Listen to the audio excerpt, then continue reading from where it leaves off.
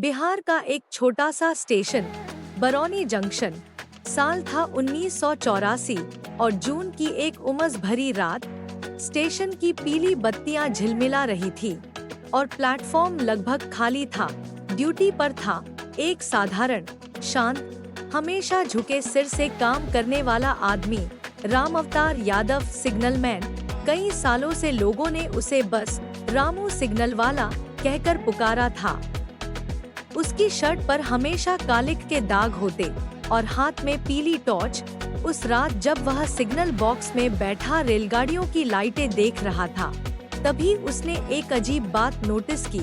Down main line पर गड़बड़ है। ट्रैक पर से गुजरती हवा अजीब तरीके से टूट रही थी। राम अवतार तुरंत टॉर्च लेकर बाहर निकला, झुका, हाथ से पटरी छुई और उसका दिल धक से रह गया। दोनों पटरियां हल्का सा हिली हुई थी, जैसे किसी ने बोल्ट ढीले कर दिए हों। उस समय मेन लाइन पर चलकर आने वाली थी एक पैसेंजर ट्रेन, एक एक्सप्रेस। टकराव 200-300 नहीं, हजारों मौतें यहीं से शुरू होती है। एक ऐसे आदमी की कहानी जिसने अपनी जान दांव पर लगाकर 3 लाख लोगों की जिंदगी बचाई, मगर इतिहास ने उसका नाम तक नहीं लिखा। राम अवतार ने तुरंत वायरलेस उठाया, लेकिन किस्मत जैसे उसका मजाक उड़ा रही थी। वायरलेस डेड, बिल्कुल सन्नाटा। सिग्नल बॉक्स के अंदर फोन भी खड़खड़ कर बंद हो चुका था। स्टेशन मास्टर सो रहा था, बाकी स्टाफ चाय की दुकान पर। वो चिल्लाया, कोई है? ओहे सुनो। पर रात इतनी गहरी थी कि आवाज हवा में गायब हो गई। उसने एक पल के लिए ऊपर आसमान देखा। पीछे की पटरी पर ट्रेन का हल्का सा कंपन महसूस हो रहा था। यह संकेत था कि पहली ट्रेन 4-5 मिनट में आने वाली है। उसने एक ही निर्णय लिया, अगर मैं नहीं भागा तो पूरा जंक्शन नहीं बचेगा। और वह अंधेरे में ट्रैक के साथ साथ दौड़ पड़ा।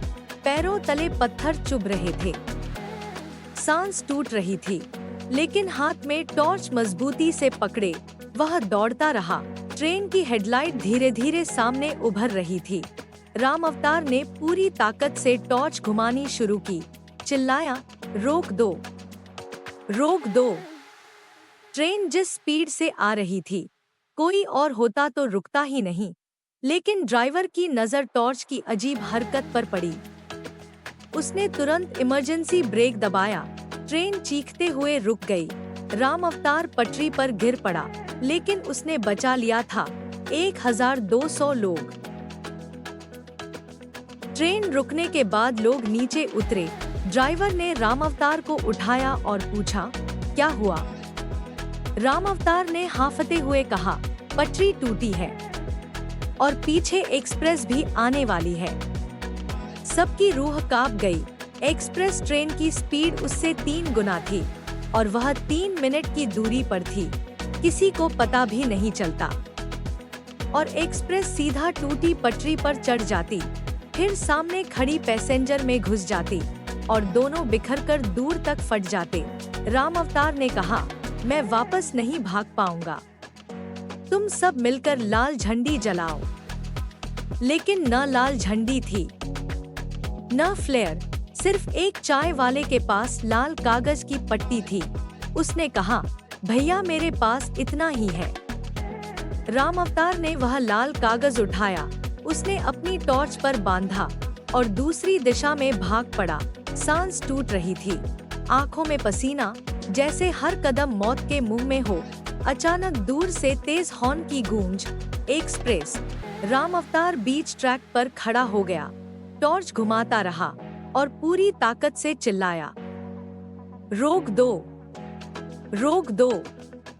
ड्राइवर ने उसे देखा, फिर लाल पट्टी वाली रोशनी देखी और तुरंत ईएम ब्रेक। ट्रेन कुछ मीटर पहले रुक गई।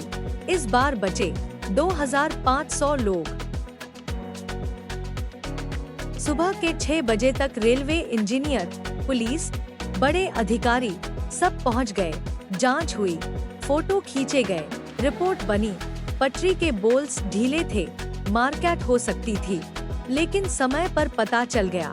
बस इतना, कहीं भी यह नहीं लिखा एक आदमी ने अपनी जान दांव पर लगाकर 2 रेलगाड़ियों को बचाया।